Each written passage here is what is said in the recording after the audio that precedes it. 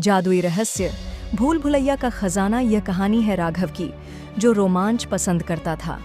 एक दिन उसे एक रहस्यमयी चिट्ठी मिली। उसमें लिखा था, अगर तुम सच्चे खोजी हो तो पुरानी हवेली के खंडहर में आओ, वहां तुम्हारा भाग्य तुम्हारा इंतजार कर रहा है। राघव उत्सुक था। कौन भेज सकता है ये संदेश? क्या ये कोई जाल था या कोई सच में उसे बुला रहा था? अगली रात राघव छुपते छुपाते जंगल में गया। घना अंधेरा था, हवा में अजीब सी फुसफुसाहट थी। हवेली के बड़े बड़े दरवाजे चरमराते हुए खुले। अंदर घुप अंधेरा था, लेकिन जैसे ही राघव ने पहला कदम रखा, एक दीवार पर रोशनी चमकी और एक पहेली उभर आई। मैं जीवित भी हूँ, मृत भी, मेरे बिना जीवन अधूरा। मुझे पाओगे तो द्वार खुलेगा। मैं कौन? राघव ने सोचा। कुछ देर बाद उसे जवाब मिला, छाया, क्योंकि बिना रोशनी और अंधकार के कोई भी पूरी तरह जीवित या मृत नहीं हो सकता।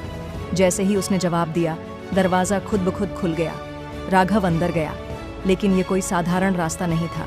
यह एक भूल भुलैया थी। दीवारें ऊंची और संकरी थीं। हर रास्ते पर अजीब सी ध्वनियां गूंज रही थीं। तभी एक और पहेली उभरी। मैं एक ऐसी चीज हूं जिसे तोड़ सकते हो, पर पकड़ा नहीं जा सकता। राघव सोच में पड़ गया। तोड़ा जा सकता है, मगर पकड़ा नहीं जा सकता? उसने धीरे से जवाब दिया, वचन।